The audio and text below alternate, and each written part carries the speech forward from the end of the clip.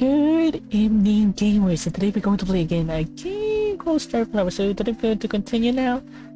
Continue. Oh no! Hey, Choto!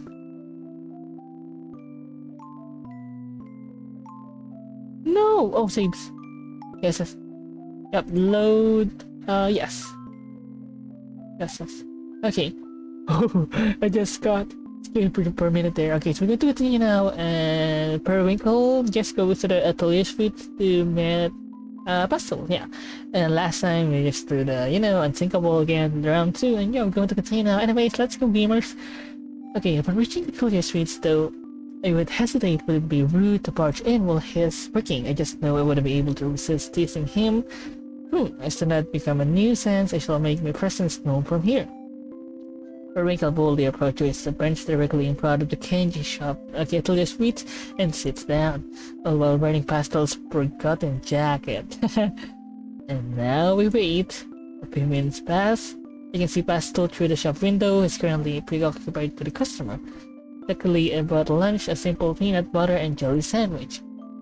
Will he notice me before I finish it? The customer is walking out now. Our eyes met. Pastel turns away, peacing a bit. I take another bite of my sandwich, still watching intently. He stops for a moment in front of the door behind the register until finally making his way out of the door. And, broom in hand. Instead of coming over right away, he turns his back to me, sweeping the sidewalk in front of the entrance. Oh, perhaps he has a strict supervisor. He can't go outside, dude. He keeps glancing over his shoulder. Just come over here, you silly boy. His face is quite red, so I can say with confidence that I sexually overwhelmed him once again. I finish my sandwich. By the time he approaches, he takes a seat on the opposite of the opposite end of the bench. I thought you were ignoring me. No, I was just trying to decide what to do. Was this a bad time to return your jacket? Not the worst time. Periwinkle unzips the jacket and shuffles out of it, casually pulling it onto his lap. I found I was cleaning up the place. I suppose I could have waited for you to return, but since I was in the area... Right, sorry, it's my fault for leaving it behind in the first place. Pastel can barely look me in the eye. It doesn't stop him from stealing glances at what I'm wearing. But I could resist that. I wore my cutest dress for this. Something seems a little off though. It's usually a bundle of nerves. Yes, but this is a bit much. I'll get right to the point then. Oh, Pastel, you know you don't have to plan excuses just to visit me. I wasn't planning anything, I just forgot it on my way out. I find it hard to believe, considering you've forgotten exactly one thing each time you visit. Really, you should be more honest. Sorry, thank you for returning it. Oh, it's my pleasure. Give me a good excuse to see your flustered little face again. Periwinkle sits the jacket and the empty space between them. Races. I can't fucking believe they just leave. But Pastel gently grasps his wrist before he goes. Harry, I am sorry I made you think I was ignoring you. I was only teasing my street. Still, I can't, I'm not ready to be open about who I see outside of work. I like to keep things very discreet. I don't want to have to explain anything to my friends. Right, type embarrassment. That's fine. Understood. I'm usually used to being someone's little squeaker. That didn't sound quite right. What I'm trying to say is, I don't mind at all. From now on, I'll just continue to let you come to me. Thank you. Sorry. I don't mind what you keep apologizing for. Pastel, I'll see you around, yes? Pastel nods. Finally, let's go of his wrist. A misstep. A huge misstep. Should have guessed it from the hint he's given, just a few things he said here and there. It was enough to put it together, wasn't it? The most obvious one being that he always comes to me and not the other way around. A comfortable pattern that I recklessly interrupted. I should have known from previous encounters with closeted individuals. What's supposed to be a fun surprise appearance can turn so quickly into a desperate rally to cling to normalcy. Carefully construct your lights to conceal the piece of yourself that may not be accepted. Whether it's by the individual themselves or by their loved ones.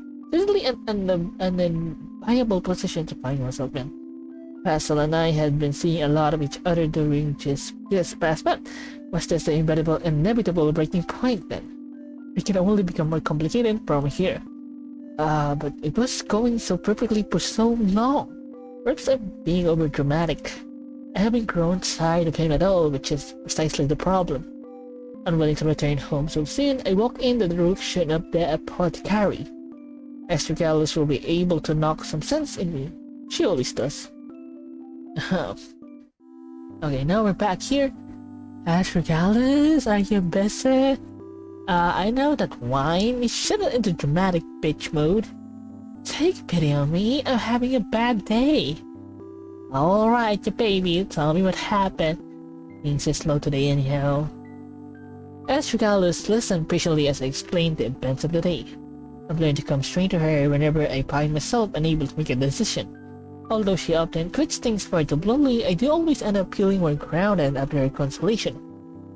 So you're upset because you've overstepped his bounds. Mentally, you've always leave out key information. And now you think it's over between you two? When you put it like that, it really do sound dramatic. I mean, you are, but you also have a point. If you want to avoid things getting complicated, this is your sign to get out. I gotta say though, for two guys who aren't in a committed relationship, you are to sound like you're in one.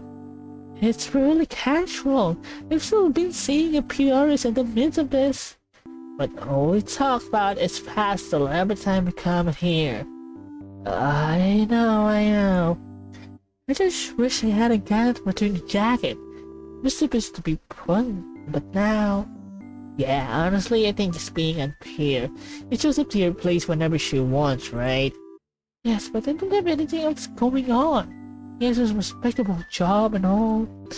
Sounds like just have less self-respect, and this guy isn't treating you right. Now, that's unfair. Simon said he wasn't ready. It doesn't mean I'm making excuses now. You're really hung up on him. It's too hilarious to watch. And no, what? I simply cannot help it. He's just the cutest thing. Of course I don't want to stop seeing him. At that moment, a familiar chime sounded, marking customer's arrival. I turned my head instinctively to see. Oh, Periwinkle? OMG, you look so cute today. Hi, thank you. I can fucking read, oh my god. My lungs and my throat can't take it anymore, oh my god. Okay, let's try it. Okay, again. Why, thank you. I certainly didn't expect to see you here, Jam. Astragalus walks into the back room, still laughing at Periwinkle's expense. I've been coming here to buy your magic. Remember when you did a little demo for everyone at that one party? You totally sold me on it back then. Damn, it's been a few, so I can't recall, but I'm happy to hear it regardless. So, what are you doing here? On a date? Or on the job? No date today. I ruined my chance at that. Oh man, what? That's such a bummer. Really never thought I heard the day you of all people couldn't get a date though. You date like everyone. I'd be more accurate to say I go on dates with everyone rather than actually date them. Oh, same there. You're like the third semester. She's right. It's not as if pastel is my only option if I'm looking for a good time. Anyway, are you going to Cheryl's party tonight? No, this is the first I've heard of it. You showing it another soy rat? I don't know what the hell is soy rat. Another party? Another boosty? Yeah, I'm surprised you didn't know. You didn't know. Suppose I've been more out of the loop on these things than usual. I haven't bothered with as many parties since. Well, you should come to a good laugh, like in terms of love and romance. I mean, I'm finally dating my best friend, thanks to that last one.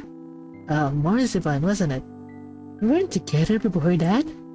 I know everyone told you were, so embarrassing.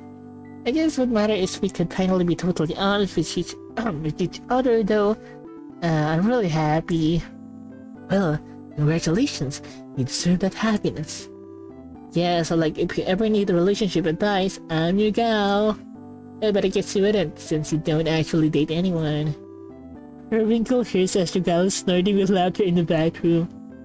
How dare she? I came here to be comforted, not ridiculed. Damn dear, what did you say that party started? What time did you say the party started? Oh, like a few hours from now, I think? Sorry, I can never remember the time difference between here and the nether world. No matter, these things tend to go all night, and I prefer to arrive fashionably late. Now, if you'll excuse me, I'm going to return home to freshen up before the sunrise. Sure, see you there. Going to a party, very nice. Okay, Periwinkle marches home in a hop. Oh, dude, our style of the game's very cute. Oh, no. No.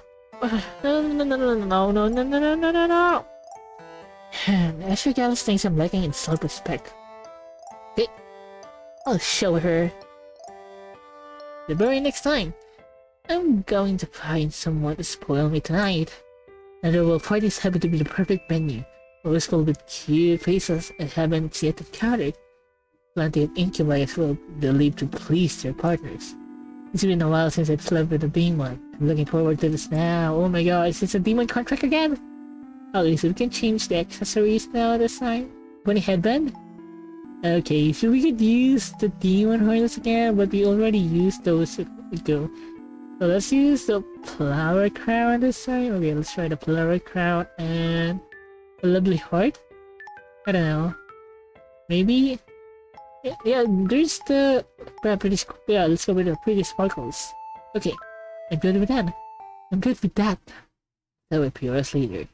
A few hours later, this. Oh, I like the colors, dude. They're just like LA Lakers. Los Angeles Lakers. I like the colors of the yellow and the violet and everything in orange. Very nice, very good, very cute, very kawaii, very moe. Okay. Our vehicle arrives at the Sayura. Whoa, they're all demons and witches as well. Maho, Sojo. Let's see who looks available. Scanning the room, he spots both Jam and Cherble happily chatting with the other guests. Oh, this one. Is this Cherble? Cherble, this one's Jam. I don't know the others as well. Okay. Cherble himself really isn't a bad lay, but couldn't go to the party. Periwinkle begins to gravitate toward the snack table, still scoping at the various partygoers. Plenty of candidates to choose from, however will I desire. Before he can make up his mind about who to approach, a taller demon slides into the empty space beside him to start a conversation. Parademon? Lots of cute witches at the Sora, huh? Oh, so it's been decided for me. I'm already being spoiled. I didn't come here for the witches. I'm Cardamon. Periwinkle. So this is gonna sound weird, but do I know you from somewhere? Your dreams, perhaps? No, probably something about your face is just so familiar. I frequent these types of events, so it's likely we've crossed paths at some point. That's not it. I would have tried hitting on you if we did. Well, if you're suddenly free to do so now, I'll give it a shot, with your permission, haha. This one isn't bad. I can appreciate how straightforward this being. So, what are you here for, if not witches? I have intended to find someone to spoil me, and incubate a rumored to be good for exactly that. We are. So the rumors are true? I will look then. Did you happen to have any friends who would be interested in dancing with a cute little witch like me? I could ask around. Or better idea, you could just settle for me. Suppose you'll do. I press my hand and carry him on, gives an exaggerated bow. He pulls me in, albeit a little clumsily with his gigantic demon hands, always enjoyable to be swept up in the arms of a larger man. My own hand is almost entirely consumed by his. I like with pastels which fits so... Pastel? Am I still comparing everyone to him? I shake the thought and return to the moment. The pair twirls around the dance floor, losing themselves in the music. After a while, Cardamon suddenly speaks up. Oh, I think I just realized where I know you from. Really now? Yeah, you read the magazine I work for. I'm an editor. We used your photos for an issue a couple of years back. Huh, what coincidence. I did used to do some modeling in the past. And in the past it shall remain. I'm in a different line of work now. Oh, really? That's too bad. I always thought you looked amazing. I appreciate that. Well, this certainly complicates things. I'd much prefer to have been complete strangers. How unfortunate. Just when I was beginning to enjoy myself. Now I can't believe I run into you like this. Maybe it's a sign? Yep. A sign? What, dare I ask? That you should come back to modeling. I can get you in our magazine again if you're interested, that is. I appreciate that they're offer, but they move hard. You put too much of a strain on my relationship with passion, among other things. Ah, well, but please take my card in case you change your mind. No, thank you. I don't see that happening. Oh, come on. You'd be so great. It feels like such a waste of talent. I'm quickly growing tired of this. Think about that, but I really should be going now. Sure. This is fun. Perhaps we'll meet again sometime. Yeah. We just go back home? Okay, I didn't expect to be reminded of my modeling days of all things. We did modeling way back. Although his excitement was understandable, the way he went about it certainly ruined the mood. I hate to admit it, but I got into this night part unstable to begin with. For such a small thing to get to me.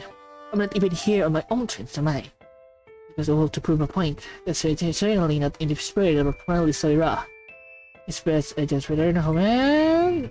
Her winkle, wait! He turns his head to find that Cardamon has cheese after him, stumbling into the lonely night air. Hey, I'm sorry, but I don't think to upset you. Upset me? Hurry your thought. It's simply that I'm feeling a little off tonight. I realize I may have come here for the wrong reasons. Look, I'm sorry that I suddenly started talking about work. That wasn't why I approached you at all. I gave you a good time, right? Well, the party's definitely the place to find it. Heck, it's what I'm here for too. So, you're not wrong to come looking for that. It's completely misread the situation. Although, it is starting to look salvageable from here. Anyway, please forget about the magazine stuff, it doesn't matter. We were having fun before that, right? Dancing was nice? Yes. You wanna do more than just dance with you? Oh, there it is. Now we're getting somewhere. More than dance? What did that mean? Well, the woman is pulled it out. I guess, perhaps? Sure, and well, you know, whatever else you'd like to do as an incubus, I live to please. Since you apologize, I may as well. This is a fine start. And then they did that thing. Cardamon holds out Cardamon holds out his arms, inviting Periwinkle into a sub embrace. Periwinkle's hands glide up his chest and wraps his arms around the demon's neck. Their faces just inches apart through pauses. I expected him to close the gap. Hassel would have kissed me. I've grown far too accustomed to that, so he automatically... Yet, this was a mistake. Periwinkle gives him a light peck on the cheek before pulling away. My apologies, I do actually need to get going now. Oh? I shouldn't have let you on. I'm terribly sorry. Oh, no, don't worry about that. If you don't want to, it's fine. I'm a little confused though. Did I do something wrong? It's not you. You're very nice. Very repair muscles. Thanks. If it were any other night, things would have gone very differently. Please believe me when I say that. Seriously, is all this mysterious talk supposed to make me want you less? I'm sure you'll have great luck with the witches inside. You're very charming. Damn, well, alright. I'll get home safe, Periwinkle. Hope to see you again on any other night, like you said. Thank you for keeping me entertained. Farewell. I shouldn't have come.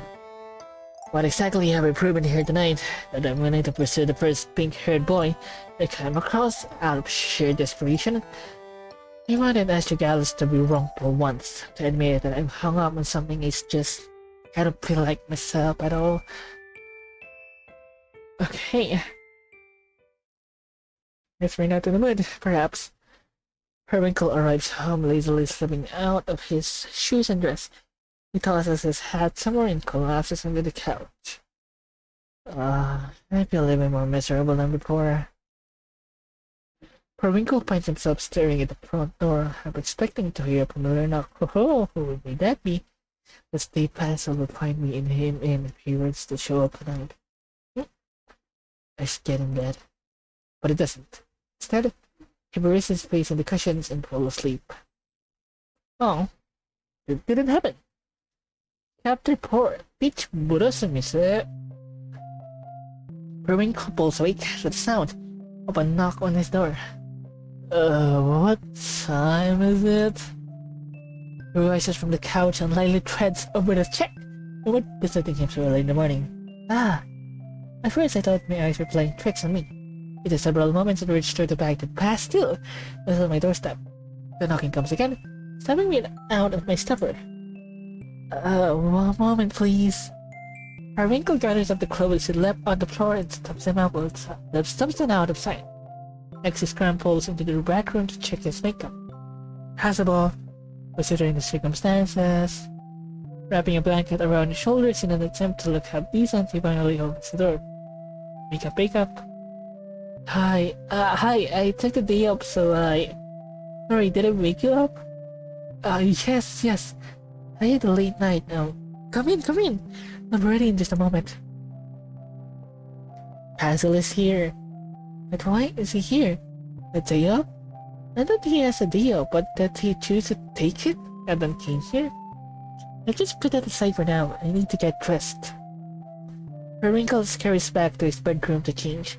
While Pastel waits politely by the door. So your day off, huh? You choose to visit me. I'm flattered. Well, it's not just a visit. I was hoping to take you on a date. Oh, a date?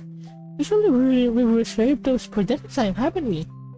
I wanted to make up for yesterday, so if you didn't have any other plans, I was thinking we could just hang out for a while. Sure, I don't mind, but what exactly is there to make up for my sweet? How I told you not to come back to the shop, even though you only showed up to do me a favor. He has it completely backwards. Periwinkle pokes his head out from the bedroom to look Pastel in the eye. Contrary, Pastel. I should be the one to apologize for putting you in such an uncomfortable position. I shouldn't have shown up unannounced. Wasn't my intention to cause you any actual discomfort. No, I don't think I clarified my boundaries from the beginning, so that's not your fault at all. Then it seems everything is fine now? Perhaps I could get to know those boundaries better during our date then. Why does it sound suggestive you when you say it? Periwinkle retreats back to his room with a smile. Oh, that's cute! Very cute. This way is truly caught me off guard. I'm almost frustrated that the spiral of guilt and confusion I lost myself yesterday could be resolved so quickly. And that's all it was. I had merely been fixating on my mistake. It had nothing to do with Pascal per se. He just happened to be one at the center of it, so of course all of my attention was unnecessarily directed toward him. There's no problem then. Which means, as usual, I can enjoy our date to the fullest extent. And we can do a fucking date. Very nice. Well, do tell me where we're headed. I'll need to know if I'm going to pick something to wear. Oh, you haven't had breakfast yet, have you? Let's get something to eat first. Actually, could you come in here for a moment? Oh, am I the breakfast? Yes? I thought it would be fun to have you choose what outfit I wear. Are you sure? The clean clothes are in the style, dear. Okay, Pascal begins to sort through the pile of skirts and dresses, taking extra care to pull the one he's at the side. How about this? He approaches the folding screen and holds the clothes out to the side for Periwinkle's peek. Oh, these are nice pics, but no underwear. Weren't you already wearing some? So scandalous, Pastel. I didn't know you had it in you. Please, I'll find you up here. I'm only teasing, my sweet. Periwinkle finally walks out, fully dressed. Oh, cute, cute, cute. Ready to go. Hazel looks him up and down cautiously. You're wearing some, right? We'll just have to find her later tonight, won't we? Hurry! Hurry! Okay, so we can change the... Let's see. We can still actually change. Okay, so let's go with the earrings. Or maybe none? I guess none is cute though? Should I choker? Let's go with none. I don't know what are my choices, I shall see. I don't know what are my favorites though. Light choker and yeah, this one. How about light earrings? How about those? Very light. Let's go minimalist this time. Okay, what a lovely day of a date. For a date. He walks side by side, the puzzle with his hand stuffed into the oversized pocket. So cute. He's the perfect position to be clinging to what was her brain. It would have been comfortable with me hanging all over him in broad daylight. Besides, there's no need to jump into such overt depictions just yet. When we reached the cafe, Puzzle ordered us some donuts to share. I wonder what else he has planned. He only mentioned hanging out. Who knows what that can entail? Munching away at our breakfast, I studied his face for clues. He really is so cute. Oh, we got the silhouette! I remember the choker. He wrote it on our first date as well. Oh, this one? A choker over here? So that's it. That's the scene Barrington left behind after one of our sleepovers. Such pointed choice in accessories. You know, almost staring is embarrassing. Rachel is slowly plastered, my sweet. Forgive me for staring. I was trying to into it. What you might have planned for us after this. Oh, nothing in particular. Wandering around town is enough for me. I see. Loitering this facilitate conversation quite well. As long as we're out and about, do you want it? Oh, is he going to say it? You know. Of course not. I actually like when we get to talk. I mean, not that we don't when I sleep over, it's just a different kind. Sure. Sorry, now I feel like I'm talking too much. I don't know, my sweet. I have to say, I really enjoy your chats as well. Even if you can't resist cutting them short once we're behind closed doors. I'm really sorry. It's simply too much fun. But this is no time for my usual teasing. Can't forget what brought us here. It is a perfect opportunity to become more deeply acquainted. I learn all about puzzles so that they don't end up crossing the line again. In the interest of defining boundaries, are there any subjects that you should avoid bringing along with you? Is that so? Has there ever been anything you've said that caused you discomfort in the slightest? Please don't hold back. Oh, nothing really comes to mind. I mean, I've always felt pretty comfortable around you, so you could probably talk about anything and I'd be okay. Anything really? Sure, you must have some sensitive topics you'd like to avoid. I guess so, but I wouldn't really be worried talking about them with you. Actually, you might be the most attentive person I've ever met. Maybe that's why I'm not worried at all. I'm glad to hear that. But you've really piqued my curiosity. What kind of sensitive topics, if you don't mind me asking? Like Cupid, for example, never made me feel weird about gender stuff. I certainly hope not. That one's a bit sensitive for me as well. See, that's why it feels so good to talk about with you. I'm well, not very masculine, so I get mistaken for a girlberry every now and often. Every now and then. Not that it's something I get mad about or anything. I've always dealt with it ever since I was little.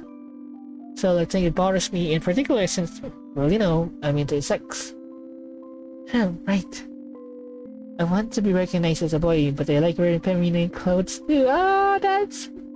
Is that gonna be me in the future? Oh my god, don't foreshadow me, dude. Yes, that's it, exactly. I feel the very same. Right, like, I don't want to be limited to presenting only one way, even if I'm fine with boys' clothes too. For me, it's simply about looking beautiful. I dress to fit my ideal. It's not a matter of gender, but aesthetic preference. These are the clothes I feel best in. Look really good in them too.